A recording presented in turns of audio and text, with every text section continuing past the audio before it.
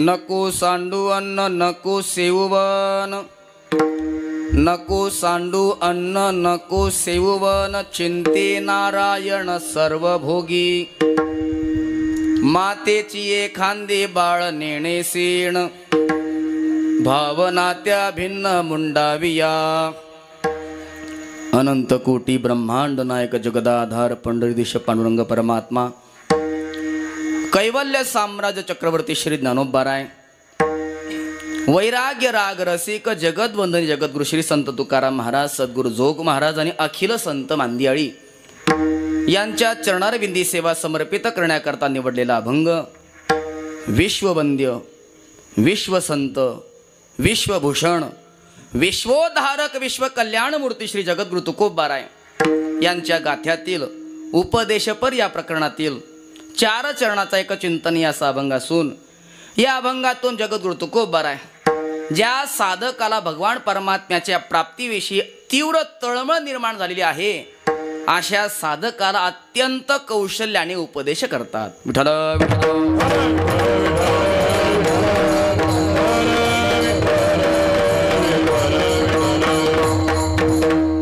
आज आपण पंचम दिवसाच्या सेवेमध्ये उपस्थित आहोत. जगद्गुरु तुकोबारायांचा एक सुंदर आणि चिंतनीय असा अभंग चिंतन करता निवडलेला आहे. या अभंगातून जगद्गुरु तुकोबाराय एका साधकाला कौशल्याने उपदेश करतात.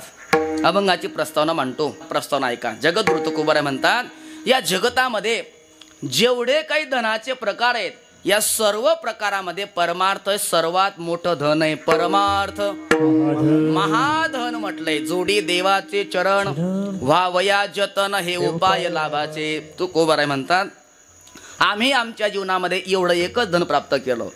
धन घरी पांडुरंग अभंग जे सरेना, अभंग जे सरेना, धन घरी पांडुरंग, नारायण घरी साठविले धन, अवघेची वाणत या पोटी.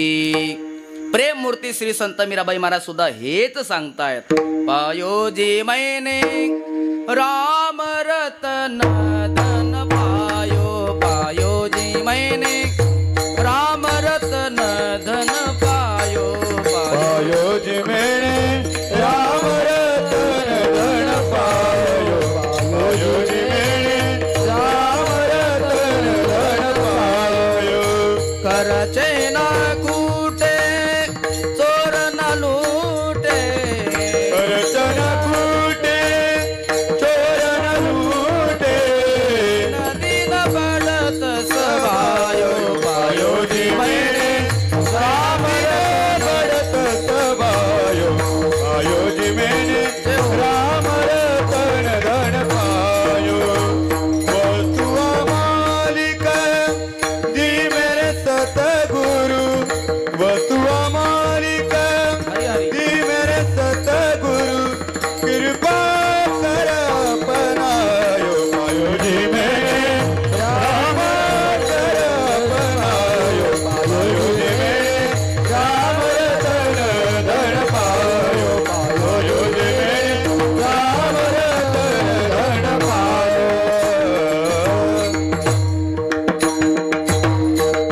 प्रेम मूर्ती श्री संत मीराबाई महाराज यांनी राम रत्न धन प्राप्त केलं.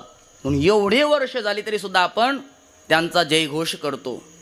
श्री संत मीराबाई महाराज की जय. आणि सध्या लोक राम रतन नाही, प्रेम रतन इकडे जास्त लोकांचा ओढा आहे. प्रेम रतन धन पायो.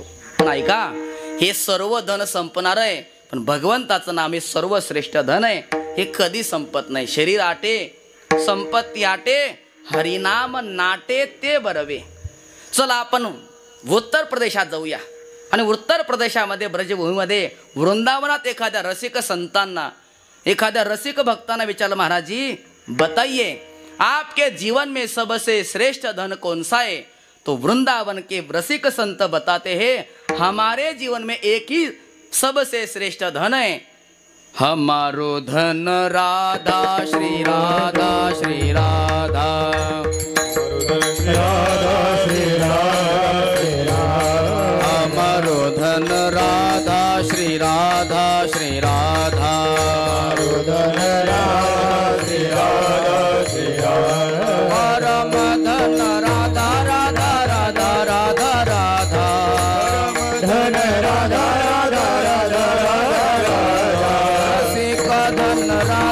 राधा राधा राधा राधा जन राधा राधा राधा राधा बरसाने वाली राधा श्री राधा श्री राधा राधा श्री राधा श्री राधा या सर्व प्रमाणांचं तात्पर्य एवढंच आहे की भगवंताचं नाम हेच सर्वश्रेष्ठ धन आहे आणि तेच धन आपण मिळवावं अशी पारमार्थिक मनुष्याची इच्छा असते. इच्छा निर्माण झाली की मनुष्य प्रयत्न करतो. प्रयत्नाच्या पाठीमागे भावना असते आणि भावनेच्या पाठीमागे ज्ञान असतं. ज्ञानाचे सुद्धा 3 प्रकार आहेत. स्वाभाविक ज्ञान, प्रासादिक ज्ञान आणि उपदेशिक ज्ञान. परत सांगतो, स्वाभाविक ज्ञान, प्रासादिक ज्ञान आणि उपदेशिक ज्ञान. आता स्वाभाविक ज्ञान कशाला म्हणतात? जन्माला आल्यावर जे माणसाला शिकवण्याची गरजच राहत नाही त्या ज्ञानाला स्वाभाविक ज्ञान असं म्हणतात. तुम्हा आम्हाला स्वाभाविक ज्ञान आहे कोणतं? ल्यावे खावे बरे असावे सदैव. ल्यावे खावे बरे असावे सदैव. ल्यावे खावे बरे असावे सदैव. ल्यावे खावे बरे असावे सदैव. हे करे हाव संसारी संसारी. हे करे हाव संसारी संसारी. हे करी हा संसारी संसारी. हे करी हा संसारी संसारी. ल्यावे खावे बरे असावे सदैव. हेची करी हाव संसारी. हेची करी हाव संसारी. ल्यावे खावे बरे असावे सदैव. हेची करी हाव संसारी. हेची करी हाव संसारी. सदैव बरे ल्यावे, सदैव बरे खावे आणि सदैव बरे असावे. हे शिकण्याकरता आपण कोणत्या कॉलेजमध्ये ॲडमिशन घेतलंय? काही आवश्यकताच नाही. जन्मतः जे माणसाला ज्ञान मिळतं त्याला म्हणतात स्वाभाविक ज्ञान. गाईच्या पोटातून नुकतंच बाहेर पडलेलं वासरू, त्याचं अंग सुकल्यानंतर त्याला कळकळून भूक लागते आणि भूक लागल्याबरोबर ते गाईच्या काशेकडे वळतं. कोणी शिकवलं त्याला? जन्मतः ते ज्ञान त्याला प्राप्त आहे. तुकोबाराय गाथ्यामध्ये एक उदाहरण सांगतायत. तुकोबाराय म्हणतात सर्पिण नावाचा एक प्राणी आहे. ही सर्पिण अंडी टाकत जाते. पोटातली अंडी संपली की परत माघारी फिरते आणि जेवढी अंडी ती टाकत गेली असते पुन्हा ती खात येते. पण तुकोबारायण असं म्हणायचंय, या जगतामध्ये अशी एक माता आहे की ती आपल्याच मुलांची शत्रू आहे आणि जगामध्ये असा एक बाप आहे की तो आपल्याच मुलांचा वैरी आहे. माय बापे जरी सर्पिण की बोका त्याचे संगे सुखा नपवे बाळ. ही सर्पिण माता आपल्याच मुलांची शत्रू आहे. माफ करा तुकोबाराय मला, तुमच्या काळामध्ये सर्पिण ही अशी एकच माता होती की ती आपल्या मुलांची शत्रू होती. पण आता एक नाही, अशा अनेक माता आहेत की ती आपल्याच मुलांच्या शत्रू आहेत. काही तर सर्पिणीचं रेकॉर्ड तोडलंय. ती सर्पिण अंडी तरी जन्माला घालते, पण काही माता अशा आहेत बाळाला जन्माला सुद्धा येऊ देत नाही. जगामध्ये येण्याच्या अगोदरच जगाचा निरोप देतात. काय गुन्हा असतो? मुलगी होणं हा गुन्हा आहे का?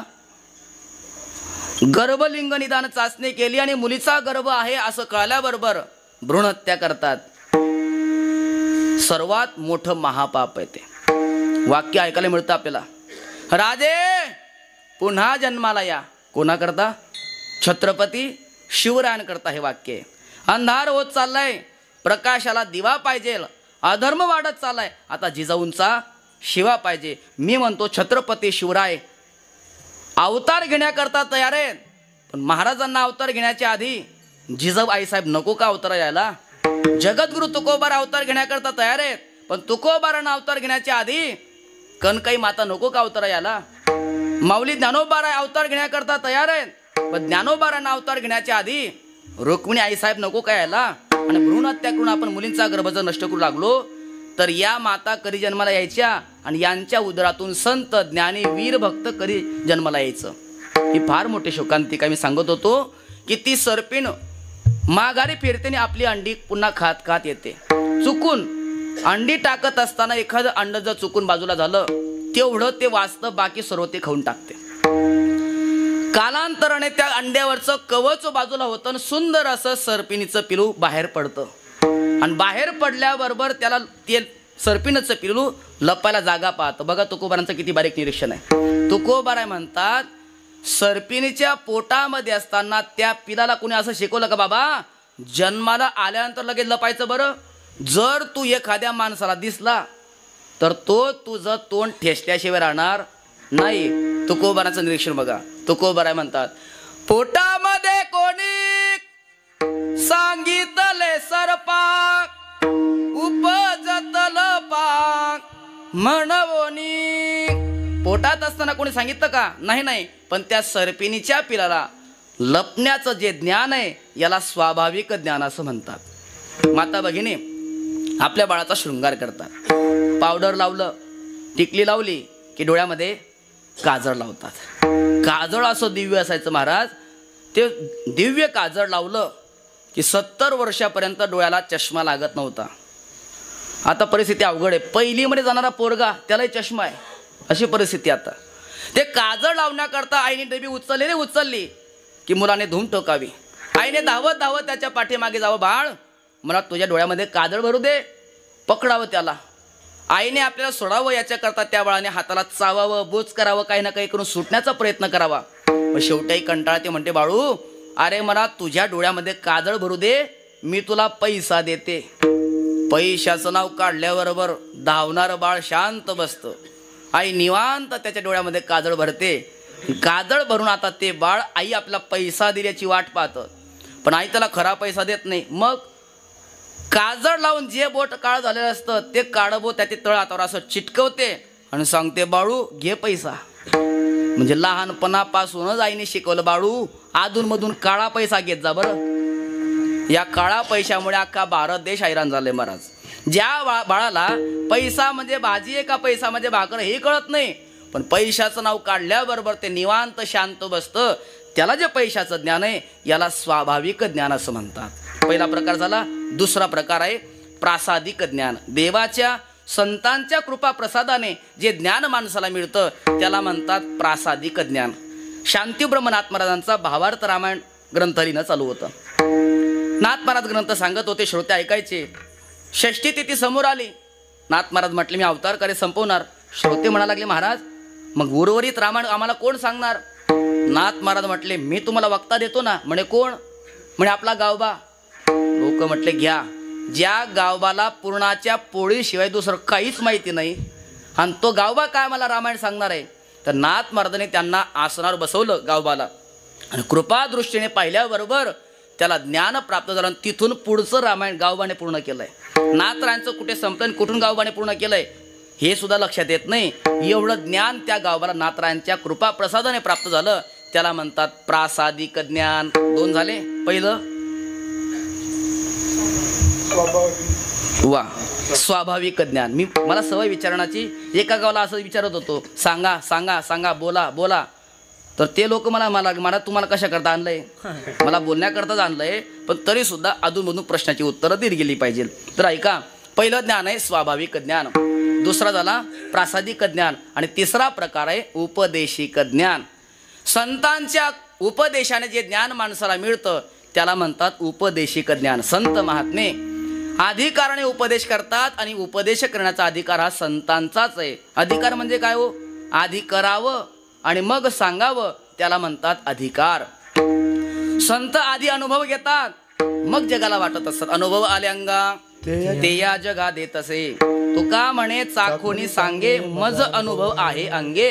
आधी अनुभव घेतात मग लोकांना देत असतात. जगद्गुरु तुकोबाराय उपदेश करू लागले. उपदेश करण्याच्या बाबतीमध्ये सकळ संतांमध्ये जगद्गुरु तुकोबाराय मात्र कौशल्यवान संत आहेत. म्हणजे तुकोबारांकडे उपदेश करण्याचं कौशल्य. कौशल्य म्हणजे काय हो? सोपी व्याख्या आहे. अवघड गोष्ट सोपी करण्याची जी कला त्याला म्हणतात कौशल्य. आमचे गुरुजी कौशल्य म्हणून काय सांगायचे, वैकुंठवाचे श्री गुरु नतुसिंग बाबा जे एकेकाळी संस्थेमध्ये शिक्षक होते, जोगमारा संस्थेमध्ये. कौशल्य म्हणजे काय ते उदाहरण द्यायचे. नंदुरबार जिल्हा सर्वांना माहिती आहे. त्या नंदुरबार जिल्ह्यामध्ये एक श्रीमंत सावकाराचा एकुलता एक 12 वर्षाचा मुलगा झोपी गेला असताना त्याच्या कानामध्ये गोम गेली. गोम माहिती सर्वांना, 10-12 फूट मोठी असते फक्त ती, नाही ना, एवढीशी बघा, अनेक पाय असतात तिला. ती गोम त्या बाळाच्या कानामध्ये गेली. विचार करा, कानातला मळ काढत असताना पण काडी जर टोचल्या गेली तर किती त्रास होतो. अख्खी गोम ज्या बाळाच्या कानामध्ये गेली त्याची काय अवस्था असेल. रात्रंदिवस ते बाळ रडू लागलं. स्थानिक डॉक्टरांकडे नेलं. डॉक्टर म्हटले पटकन गाडी करा आणि पुण्याला न्या. डॉक्टर गाडी केली आणि पुण्याला नेलं. त्यांना ऑपरेशन थिएटरमध्ये नेलं. एकदा नाही, डॉक्टर साहेबांनी 2दा ऑपरेशन करण्याचा प्रयत्न केला, पण 2दा ऑपरेशन करून सुद्धा कानातली गोम त्यांना काढता आली नाही. कारण ती अशा ठिकाणी जाऊन बसली होती की 2दा ऑपरेशन करून सुद्धा त्यांना काढता आली नाही. शेवटी ऑपरेशन थिएटर म्हणून डॉक्टर साहेब बाहेर आले.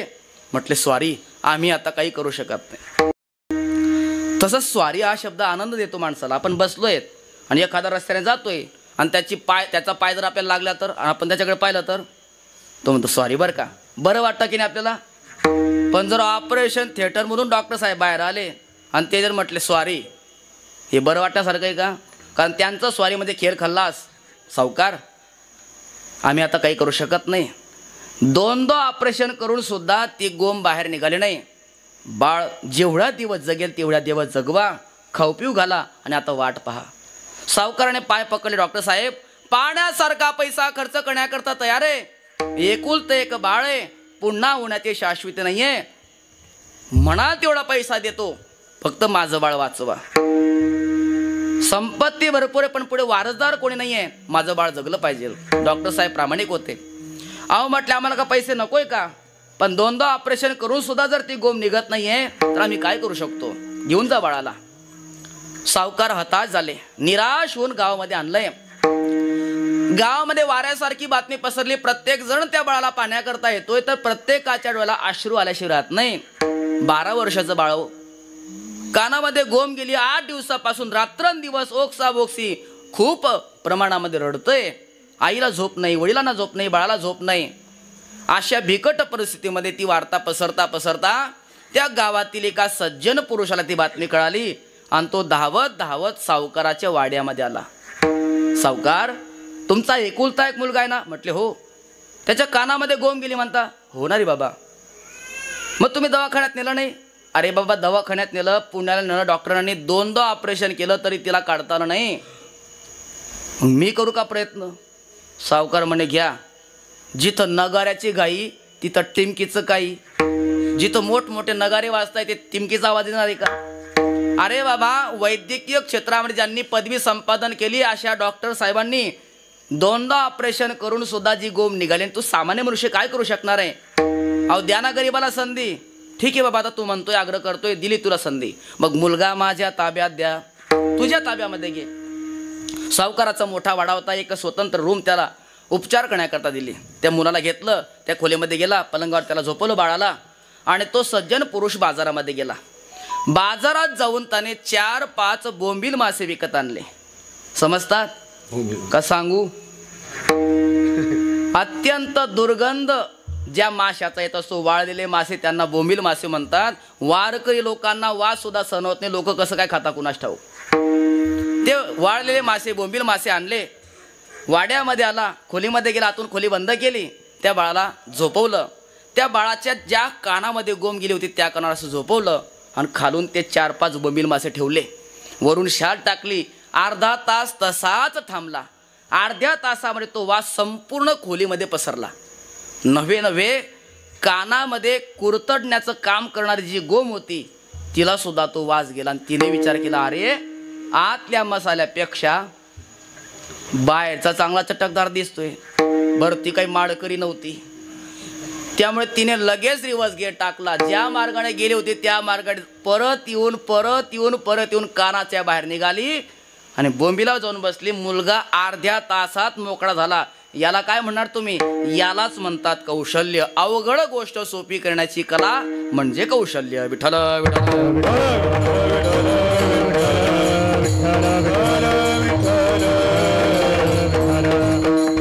जगद्गुरु तुकोबाराय सुद्धा उपदेश करत असताना याच कौशल्याचा उपयोग करतात, वापर करतात.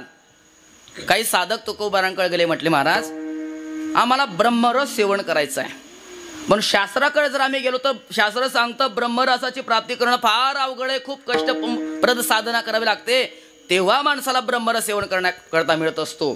तुकोबाराय म्हणतात काही चिंता करू नका, तुम्हाला ब्रह्मरस सेवन करायचं आहे ना, मग काळी दोनच्या स्वरामध्ये पखवाज लावा, त्याच स्वरामध्ये वीणा लावा, हातामध्ये टाळ घ्या आणि भगवंताच्या नामाचा जय मृदंग वा श्रुती काळ घोष हे लावणी मृदंग हो लावणी मृदंग श्रुती काळ घोष लावणी मृदंग श्रुती काळ घोष लावणी श्रुती काळ घोष सेव ब्रह्मरस आवडीने सेव ब्रह्मरस आवडीने सेव ब्रह्मरस आवडीने सेव ब्रह्मरस आवडीने लावणी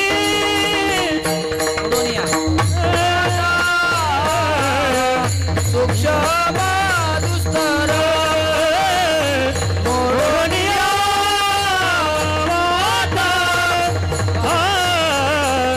सूक्ष्म दुस्तर सेव ब्रह्मरस आवडी सेव ब्रह्मरस आवडी सेव ब्रह्मरस आवडी सेव ब्रह्मरस आवडी मोरनिया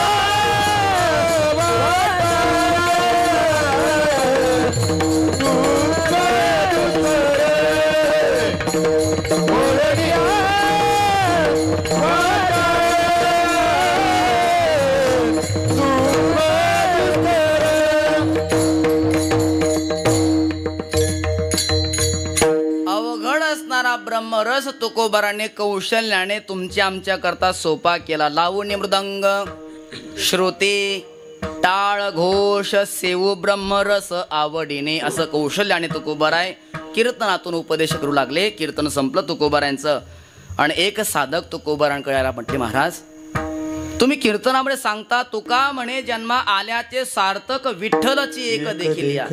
भगवान परमात्म्याची प्राप्ती झाल्याशिवाय जीवनाची सार्थकता नाही, म्हणून मी साधना करू लागलो, पण ते साधन मला देवाच्या दारवंट्यापर्यंत सुद्धा नेत नाहीत. नाना साधनाच्या केल्या खटपटा परी त्या नपवती ओ याच्या दारवंठा. काय करू आता? तुम्ही सांगता देव भेटल्याशिवाय सार्थकता नाही आणि इकडे साधना करू गेलो तर ते साधन मला देवापर्यंत नेत नाहीत. मी आता थकलोय, शिणलोय, भागलोय, आता मी काय करू? असं करू का मी अन्न पाण्याचा कायमचा त्याग करतो, मगच मला देव भेट देईल का? नाहीतर असं करतो घरादाराचा, पत्नी मुलांचा, सगळे सोयऱ्यांचा, सर्वांचा त्याग करतो आणि वनामध्ये निघून जातो, मग मला देव भेट देईल का? तुकोबाराय स्मित असे करतात, बाबा अरे देवाच्या प्राप्ती करता अन्नाचा त्याग करायची गरज नाही आणि घरदार सोडून वनात जायची गरज नाही, तू हे करू नकोस.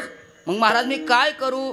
तोच उपदेश तुकोबाराय करतायत अभंगात. नको सांडू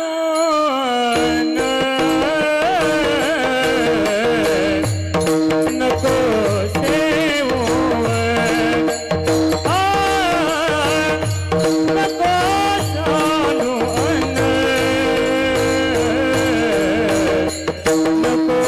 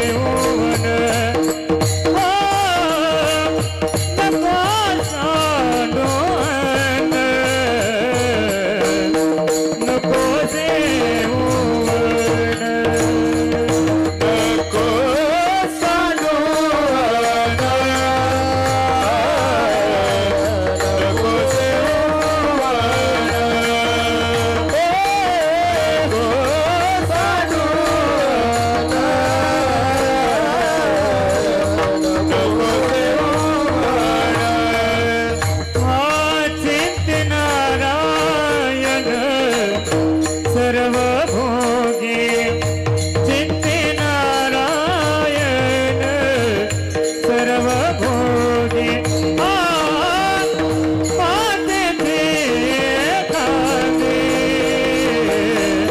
बाळने निषेध माते खाते बाळने चिंतीनारायण सर्व भोगी चिंतीनारायण सर्व भोगी माते चिराकाहे बाळने नेसीण माते चिराकाहे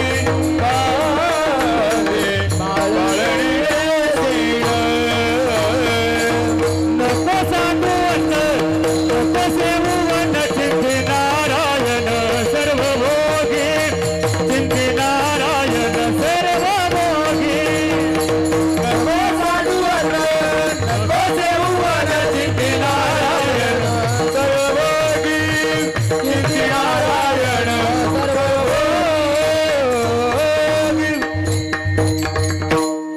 नको सांडू अन्न नको सेवन चिंते नारायण सर्व भोगी. तुकोबाराय म्हणतात देवाच्या प्राप्तीकरिता अन्नाचा त्याग करायची गरज नाही.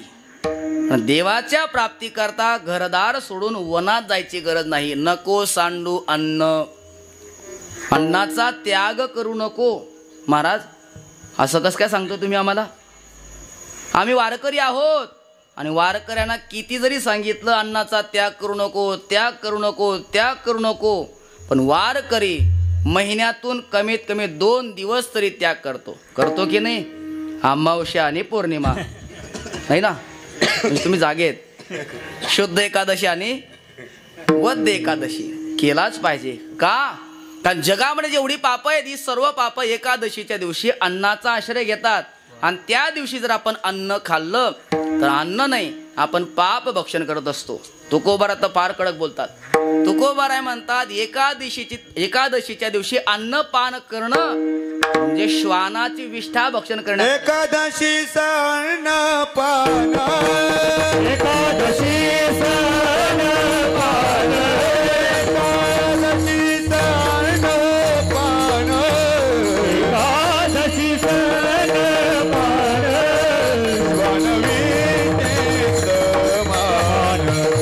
स्वानवीते समान श्वानवीते समान श्वानवीते समान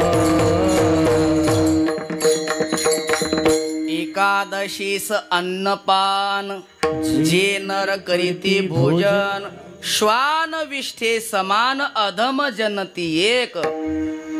असं तुकोबारा सांगतात. एकादशी आपल्या वैष्णवांचं महाव्रत आहे, उपवास आहे. उपवास कशाला म्हणतात? उप म्हणजे जवळ आणि वास म्हणजे वास्तव्य. देवाजवळ वास्तव्य करण्याकरता अन्नाचा केलेला त्याग त्याला म्हणतात उपवास. व्रत एकादशी करणं उपवास व्रत एकादशी करणं उपवास व्रत एकादशी करण उपवासी व्रत एकादशी करण उपवासी गायनार निशी मुक्ती नाम गायनार निशी मुक्ती नाम व्रत एकादशी करणं उपवासी व्रत एकादशी करणं उपवासी एकादशी करण उपवासी व्रत एकादशी करण उपवासी व्रत एकादशी करीन उपवासी. महाराज म्हणतात मी एकादशी व्रत करीन, तुम्ही सुद्धा करा. एकादशी व्रत सोमवार न करीती कोण त्याची गती होईल नेनो. असे सांगणारे तुकोबाराय, पण आज तुकोबाराय म्हणतात नको सांडू अन्न. याचा अर्थ तुकोबाराय एकादशी करू नका असं सांगत नाही बरं का. तो जो साधक आहे तो म्हणतोय देवाच्या प्राप्ती करण्याकरता मी कायमचा अन्नाचा त्याग करू का. तुकोबाराय त्या साधकाला म्हणतात बाबा व्रत असेल त्या दिवशी अन्नाचा त्याग करावा, इतर दिवशी अन्नाचा त्याग करू नको का. हे जे शरीर आहे, शरीरामध्ये प्राण जर नसेल तर शरीराला काही किंमत नाही, परमार्थ होऊ शकत नाही. आणि तो प्राण आपला अन्नमय आहे. शरीरात जोपर्यंत अन्न आहे तोपर्यंतच प्राण टिकू नये. शरीरातलं अन्न संपलं की प्राणोत्क्रमण होतं. हे शरीर चालण्याकरता अन्नाची गरज आहे. म्हणून सुखे खावे अन्न त्याचे करावे चिंतन. एकादशी आली, सोमवार आला, व्रत आले तर अन्नाचा त्याग करावा आणि इतर दिवशी अन्नाचा स्वीकार करावा. दक्षिण आपले काशी क्षेत्रामध्ये एक विद्वान, त्यांच्या स्वप्नामध्ये दृष्टांत झाला की तुमच्या परमार्थाची इति कर्तव्यता दक्षिण काशी म्हणून प्रसिद्ध असे श्री क्षेत्र पैठण निवासी शांतीब्रह्मनाथ महाराजांच्या दर्शनाने आहे. म्हणून तो काशीवरून पैठण क्षेत्रामध्ये आला. पण विद्वान होता, भावनिक नव्हता, तो चिकित्सक होता. त्याने विचार केला की नाथरायांचं घर कोणतं आहे आपण स्वतः विचारायचं नाही. मग त्याने एक प्रश्न तयार केला. तो प्रत्येक घरासमोर जायचा, दारासमोर जायचा आणि विचारायचा, बोलो ज्ञान का म्यान क्या है. आपण तलवार ठेवतो त्याला काय म्हणतात ते म्यान. तसं ज्ञान का म्यान क्या है. कोणी म्हणायचं अंतःकरण, कोणी म्हणायचं वैराग्य, कोणी म्हणायचं बुद्धी. त्याला काही पटायचं नाही. फिरता फिरता दुपारी 12 वाजता नाथरायांच्या दारासमोर आला. नाथरायांचे सेवक विचारू लागले, तुम्हाला काय पाहिजे, कोणती भिक्षा हवी तुम्हाला. मला भिक्षा नको, मला उत्तर पाहिजे. म्हणे काय तुमचा प्रश्न. माझा प्रश्न आहे ज्ञान का म्यान क्या है. तो सेवक नाथरायांकडे गेला. नाथ महाराज चिंतन करत होते. म्हणे महाराज आजचा भिक्षुक काही वेगळा दिसतोय. तो भिक्षा मागत नाही, तो प्रश्नाचं उत्तर मागतोय. म्हणजे त्याचा प्रश्न काय. तो मला म्हणतोय ज्ञान का म्यान क्या है. नाथराणी स्मित हास्य केलं आणि सांगितलं, बघ स्वयंपाकघरात जा, एक ताट घे, 2 पोळ्या वाढ, 2 चमचे भाजी वाढ आणि हे त्याला दाखव. ज्ञान का म्यान ये हे. कारण हे पोटात असलं तर ज्ञान सुचतं, नाही तर सुचत नाही. म्हणून म्हणतात महाराज आधी जेवण करून घ्या, नंतर कीर्तन करू. कशा करता. आधी भूके भजन ना होय गोपाला, लेले अपने कंठी माला. म्हणून जे शरीराने परमार्थ करायचंय, शरीर चालण्याकरता अन्नाची गरज आहे. म्हणून अन्नाचा त्याग करू नको. महाराज मग वनामध्ये जाऊ का. अरे घरदार सोडून वनात जाऊ नको. कारण वनात जाऊन परमार्थ करणं हा काही सर्वांचा अधिकार नाहीये. काही काही लोक वनात जातात. नाथ महाराज गोड उदाहरण देत आहेत. सर्वस्व सांडोनी वना गेला, वनी वनिता चिंतू लागला, तो त्यागाची बाधकत्वा आला, उलथोनी पाडीला परिग्रही. नाथ महाराज म्हणतात एक मनुष्य घरादाराचा त्याग करून वनाला गेला, सर्वस्व सांडून वना गेला आणि वनामध्ये जाऊन पत्नीचं चिंतन करू लागला, वनिता चिंतू लागला. मग काय बाबा घराचा त्याग करून तो वनामध्ये गेला देवाचं चिंतन करण्याकरता. तिथे देवाचं चिंतन तर काही येत नाही. पत्नीचं चिंतन करू लागला. त्यापेक्षा घरीच राहा आणि घरी राहून देवाचं चिंतन कर. न लगती सायाचा जावे वनांतरा, सुखेचा घरा नारायण हो, सुखेचा घरा नारायण. न लगती सायाचा जावे वनांतरा, सुखेचा घरा नारायण, सुखेचा घरा नारायण. ठाईच बैसुनी करा एक चित्त, आवडी अनंत आळवावा. आणि असं जर तू केलं ना तर तुला वनात जायची गरज नाही. तो परमात्मा सुखा सुखी तुझ्या घरी येईल. सुखे येतो घरा.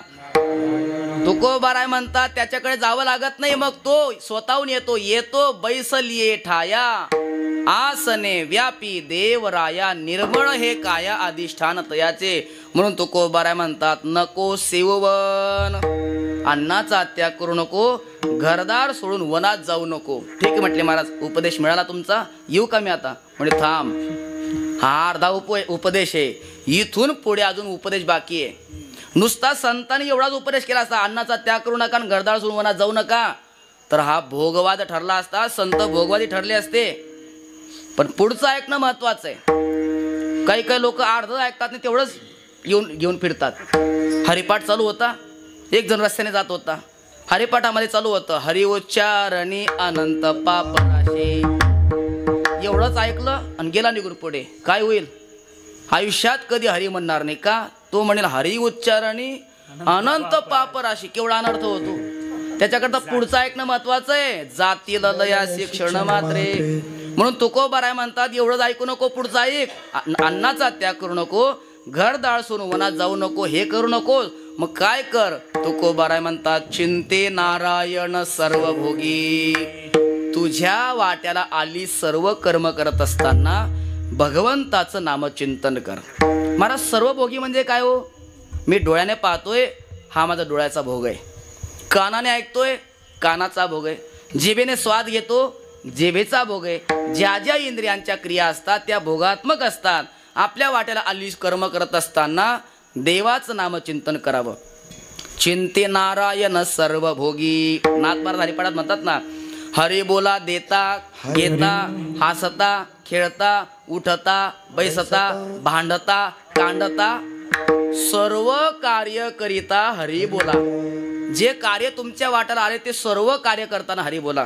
वृंदावनातलं एक प्रसिद्ध भजन आहे.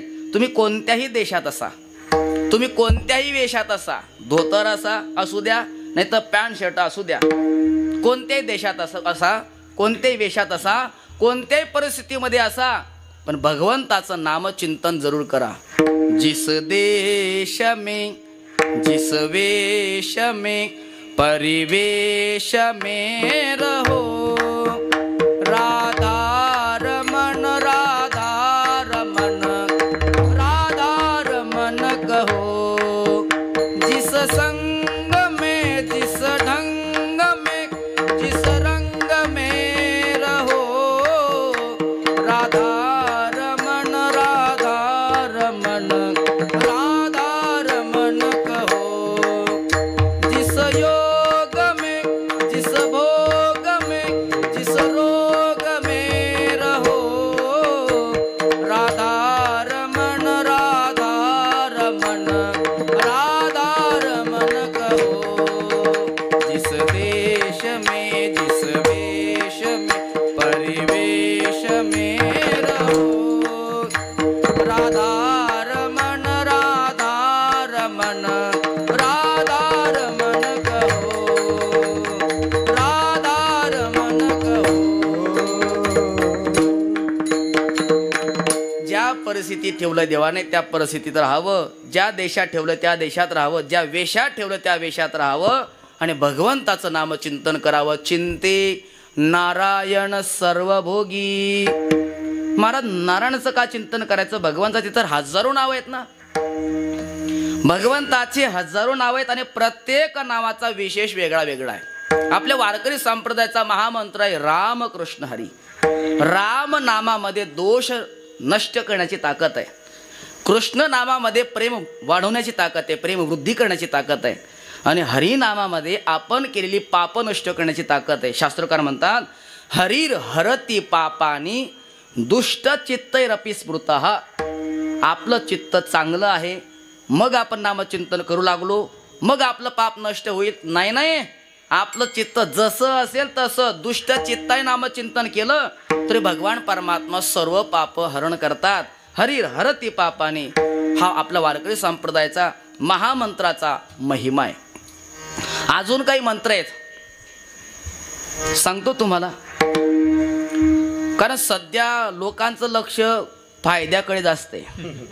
एखादा बाबा जर फायदा सांगत असेल कथेमधून कीर्तनातून तर एवढी गर्दी होते की एकेका दिवसाला 11 लाख लोक येतात. कशाला? कथा ऐकायला नाही, फायदा ऐकायला. मग तुम्हाला फायदा सांगतो ते सुद्धा सप्रमाण सांगतो. एखादा मनुष्य खूप आजारी असेल, खूप दवाखाने फिरला असेल, पाण्यासारखा पैसा खर्च केला असेल, पण तरी त्याचा रोग जात नसेल, व्याधी बरी होत नसेल, तर पद्मपुराणामध्ये एक उपाय आलेला आहे. भगवंताचे 3 नाम आहेत. अच्युताय नमः, अनंताय नमः, गोविंदाय नमः अच्युत, अनंत आणि गोविंद औषधी घेत असताना या 3 नामाचा उच्चार जर केला तर शास्त्रकार म्हणतात तुमचे सर्व रोग नष्ट होतील. याला पुरावा काय? श्लोक सांगतो. अच्युतानंत गोविंद नामोच्चारण भेषजात नश्यन्ति सकला रोगा सत्यम सत्यम वदाम्यहम. शास्त्रकार म्हणतात आम्ही खरं खरं सांगतो तुमचे सर्व रोग नष्ट होतील.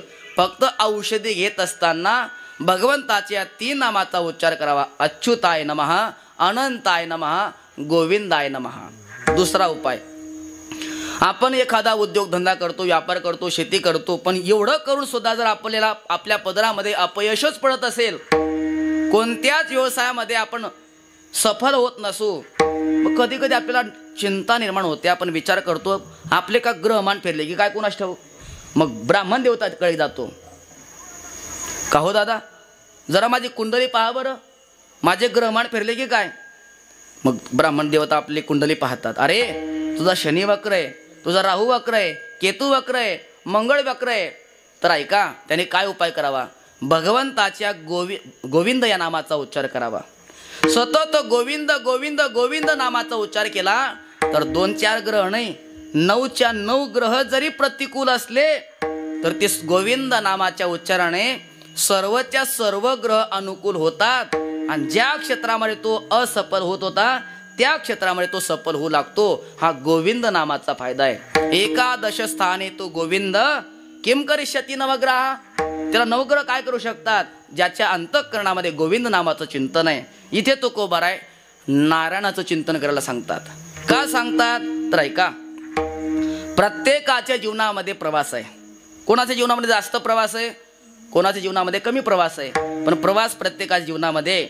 आणि आज रस्त्यावर एवढी वाहनं धावतायत की सकाळी गेलेला मनुष्य 100% गॅरंटीने घरी परत येईल याची शाश्वती दिली जात नाही. कितीतरी अपघात होत आहेत.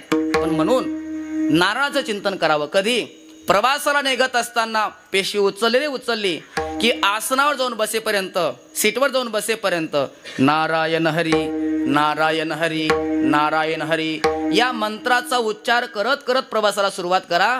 प्रवासात अडथळा येत नाही.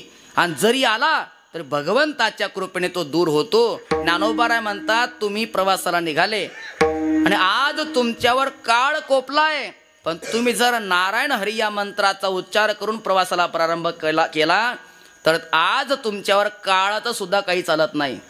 नारायण हरी उच्चार नामाचा तेथे कळी काळाचा रिग नाही.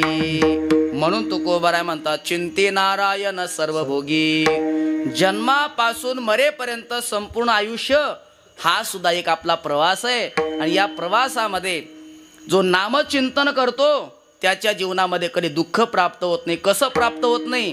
दृष्टांताने सांगतात अभंगाच्या 2ऱ्या चरणामध्ये. मातीची आखादी बाळने निसीन, मातीची आखादी बाळने निसीन, मातीची आखादी बाळने निसीन, मातीची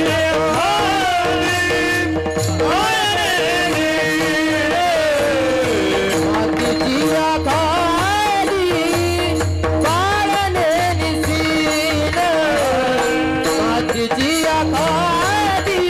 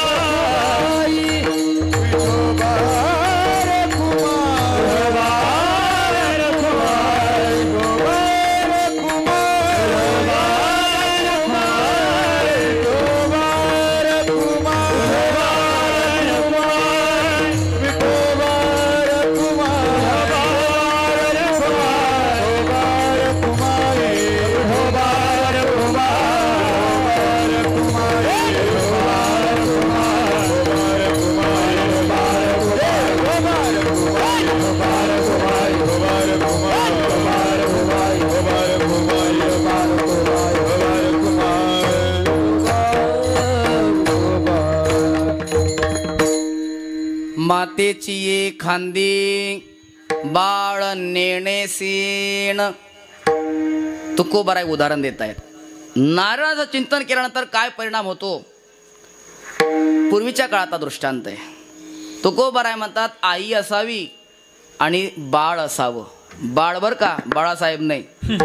बाळ कशाला म्हणतात? ज्याचं संपूर्ण जीवन आईवरच निर्भर असतं त्याला म्हणतात बाळ. ते बाळ घेऊन जर आईला प्रवास करायचा असेल, पूर्वीच्या काळामध्ये लांबचा प्रवास असेल ना, तर आई त्या बाळाला खांद्यावर घ्यायची आणि मग प्रवास करायची. मे महिन्यामध्ये भर दुपारी प्रवास केला 5 किलोमीटर 10 किलोमीटर, तर मला सांगा पाय कोणाचे दुखतील? आईचे का बाळाचे? आईचे. काटे मोडले तरी कोणाच्या पायाला? आईच्या पायाला. फोडं आले तरी आईच्या पायाला. परंतु जे बाळ आईच्या खांद्यावर बसलंय, तुकोबाराय म्हणतात त्या बाळाला प्रवासाचा शीण सुद्धा प्राप्त होत नाही. मातेची एखांदी बाळ नेणेसीण. शीण सुद्धा त्याला माहिती नसतो. फक्त त्याची एक जबाबदारी असते. कोणती? आईला घट्ट पकडून ठेवणं. कारण त्याने जर का सोडलं मग चटके बसल्याशिवाय राहणार नाही. तसं भगवान पांडुरंग परमात्मा आपली आई आहे आणि आपण सर्वजण त्या परमात्म्याची लेकरं आहोत. आपण जर परमात्म्याचं चिंतन केलं तर परमात्मा काय करतो? आलिया आघात निवाराया, घात आघात निवारी, छाया पितांबरे करी. आपली सर्व आघात निवारण करत असतो. पण मग आपलं काय कर्तव्य? तो परमात्मा माझा आहे आणि मी परमात्म्याचा आहे. सुरुवातीला अवस्था असते तस्यैवाहम, मी त्या परमात्म्याचा आहे. आणि नंतर भक्तीमध्ये एकरूप होऊ लागलो की मग त्वमेवाहम, मी तो पण जाऊ दे दुरी, एकची घोंगडी पांघरू हरी. परमात्मा कोणी वेगळा आहे आणि मी कोणी वेगळा आहे, परमात्मा भिन्न आहे आणि मी भिन्न आहे, अशी भिन्न भावना जर निर्माण झाली तर तुकोबाराय म्हणतात त्याचं मुंडन करा. मुंडन करा म्हणजे नाश करून टाका. भावना त्या भिन्न मुंडाविया. पण तो साधक पुन्हा प्रश्न करू लागला, महाराज तुम्ही पहिल्या चरणामध्ये काय सांगितलं? चिंते नारायण सर्व भोगी. म्हणजे आम्ही भोगामध्ये गुंतायचं का? तुकोबाराय म्हणतात भोगात गुंतू नका. मग त्याग करायचा का? महाराज म्हणतात त्यागही करू नका. मग नेमकं काय करू आम्ही? अभंगाचं 3रं चरण. नको गुंफो बेभोगी, नको गुंफो भोगी, नको पडू त्यागी, नको गुंफो भोगी, नको गुंफो भोगी, नको गुंफो भोगी, नको पडू त्यागी,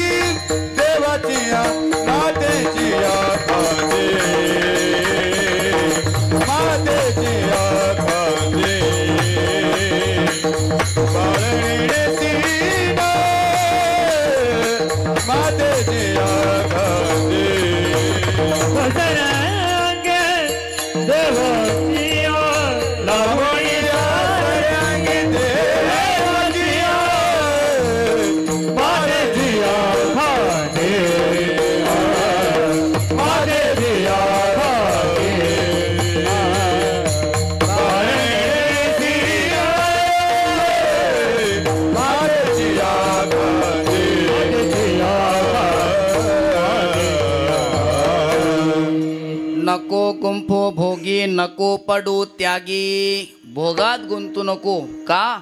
कारण भोगी माणसाला सर्वात मोठी भीती असते ती रोगाची. सुभाषितकार म्हणतात भोगे रोग भयम. भोगी माणसाला रोगाची भीती आहे म्हणून भोगात गुंतू नको. मग त्याग करू का?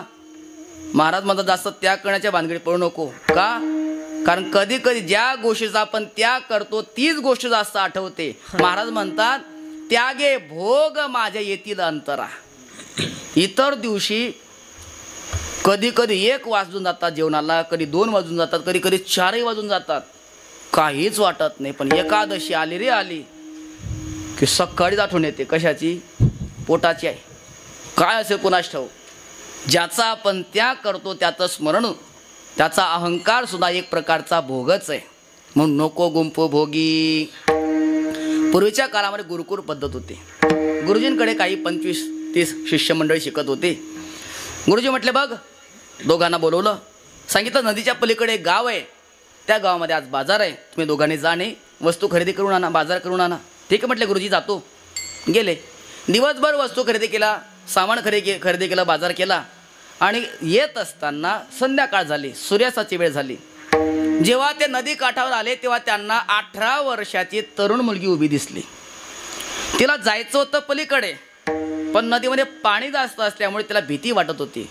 म्हणून कोणी एखादा पुरुष येईल, त्याचा आधार घेईन, हाताला पकडणार आणि त्याच्या आधार नदी पार करून माझ्या गावी निघून जाणार. म्हणून एखाद्या पुरुषाचा ते आधार घेण्याकरता वाट पाहत होते. तेवढ्या ते दोघं शिष्य आले. दोघांना पाहिल्याबरोबर त्या मुलीला आनंद वाटला. जवळ गेली, हात जोडला, बंधूंनो एवढी नदी पार करण्याकरता आपण मला मदत कराल का? तिचं वाक्य ऐकल्याबरोबर त्या 2 पैकी जो पहिला होता ना, त्याने लगेच कानामध्ये बोटं घातले. का? कारण गुरुजींनी आश्रमात आल्यावर नंतर पहिल्या दिवशी सांगितलं होता नियम, एकांती लोकांती स्त्रियांशी भाषण, प्राण गेला जाणं करू नये. त्यामुळे कानामध्ये बोटं घातली आणि पलीकडच्या काठाला गेला, निघून गेला. पण जो दुसरा होता तो समन्वयक होता. त्याने विचार केला की संध्याकाळ होते, सूर्यास्त होते, एखादा कोणी पुरुष येईल, या मुलीला आधार दे, सांगता येत नाही, आपण मदत केली पाहिजे. म्हणून मदतीच्या हेतूने त्या शिष्याने त्या मुलीच्या हाताला पकडलं, पलीकडच्या काठाला नदी पार केली आणि या काठाला सोडून दिलं. ती मुलगी आपल्या घरी निघून गेली. हे पाहिलं पहिल्या शिष्याने. आत्ता सांगतो म्हणे गुरुजींकडे, पुढे चालायचं मागे पाहायचा, पुढे चालायचं मागे पाहायचा. हे जे चुगली करणारे लोक असतात ना, यांना अजिबात धीर निघत नाही. यांना असं वाटतं कधी सांगू कधी नाही, कधी सांगू कधी नाही. धावत धावत गुरुजींकडे गेला. गुरुजी, आज तुम्ही माझ्याबरोबर ज्या शिष्याला पाठवलं होतं गुरुबंधूला, त्याने ब्रह्मचर्य आश्रमाला न शोभणारं काम केलं. म्हणजे काय केलं त्याने? तुम्ही सांगताना एकांती लोकांती स्त्रियांशी भाषण, प्राण गेला जाणं करू नये, तर ऐका, त्याने त्या मुलीच्या हाताला पकडलं, मी स्वतः माझ्या डोळ्याने पाहिलं. असं येऊ दे म्हणे त्याला. हा आला, याने बाजार बाजूला ठेवला, गुरुजींच्या दर्शनाकरता गेला. गुरुजी, आलो बाजार करून. आणि बघ, तुझी वळकटी, तुझी बॅग, तुझी पेटी उचल आणि लवकरात लवकर घरी निघून जा. म्हणे का बरं? म्हणजे तुझा गुरुबंधू काय सांगतो, तू त्या मुलीचा हात पकडलास, अरे बोलणं सुद्धा गुन्हा आहे, आणि तू थेट हात पकडलास, आता आश्रमात राहायचं नाही. म्हणे गुरुजी, मी त्या मुलीच्या हाताला पकडलं, हा जर माझा गुन्हा असेल तर माझ्यापेक्षा मोठा गुन्हेगार हा तुमचा पट्ट शिष्य आहे, ज्याने माझी चुगली तुमच्याकडे केली. म्हणे कसं काय? म्हणे मी केवळ मदतीच्या हेतूने पलीकडच्या काठाला त्या मुलीच्या हाताला पकडलं, नदी पार केली आणि या काठा आल्यानंतर सोडूनही दिलं. पण या तुमच्या शिष्याने जे डोक्यात पकडलं तर आश्रमात घेऊन आला. मग खरं सांगा, मोठा गुन्हेगार कोण आहे? मदत करणारा का नेहमी डोक्यात ठेवणारा? ज्या गोष्टीचा आपण त्याग करतो त्याचं स्मरण किंवा अहंकार सुद्धा एक प्रकारचा भोगच आहे. तुकोबाराय म्हणतात, नको गुंपू भोगी, नको पडू त्यागी. मला असं काय सांगताय तुम्ही? एक तरी सांगा, एक तर भोगात गुंतू बाबा, नाही तर त्याग कर. असं म्हणता तुम्ही, भोगातही गुंतू नको आणि त्यागही करू नको. मग मी राहायचं कसं? तर नाथ महाराज सांगतात कसं राहावं. भोगावे ना त्यागावे, मध्यभागी विभागावे. आता हे मध्यभागी कसं काय विभागायचं? त्याच्याकरता गोस्वामी तुलसीदासजी एक उदाहरण देत आहेत. तुलसी संगत श्वान की, दो पाठी का दुख, खीजे काटे पावको, रिजे चाटे मुख. कुत्रा जर पाळला आणि त्या कुत्रा जर आपण जास्त जीव लावला तर ते लाडात येतं आणि जास्त लाडात आलं की ते जो लाड करतो त्याच्या तोंडाला चाटतं. आता कुत्र्याने तोंडाला चाटणं चांगलं आहे का? त्याला राग आला आणि त्याने मोठी काठी घेतली आणि जोरात मारली. मारल्याबरोबर त्या कुत्र्याने पायाला चावलं. मग शहाण्या माणसाने काय करावं?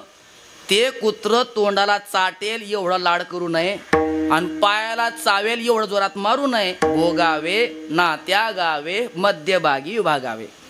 नको गुंपू भोगी नको पडू त्यागी. मग काय करायचं महाराज? लावणी सरी अंगी देवाची या. तुझ्या वाट्याला आली जी कर्म आहेत ती कर्म संपली की देवाच्या वाट्याला लाव, देवाच्या अंगी लाव, ते संपून जातील. आपण जर एखादी वस्तू शेतकऱ्याकडून दुसऱ्याकडून घेतली काही कामानिमित्ताने, ते काम जर झालं तर मुला सांगतो जा रे त्याच्याकडे लावून ये बरं का. तसं आपलं काम झालं का एवढंच म्हणावं, देवा पांडुरंगार्पणम कृष्णार्पणम ब्रह्मार्पणम. महाराज आम्हाला संस्कृत येत नाही ना, मराठी बोला, देवाला मराठी पण समजते. देवा हे तुला अर्पण बरं का बाबा. का? कारण जे आपण देवाला अर्पण करतो ते संपत. लावणी सरी अंगी देवाची या. कसं काय संपत? खरोखर देवापर्यंत पोचतं का ते? हो 100%. फक्त आपली समर्पण करण्याची वृत्ती भावना ती शुद्ध असली पाहिजे.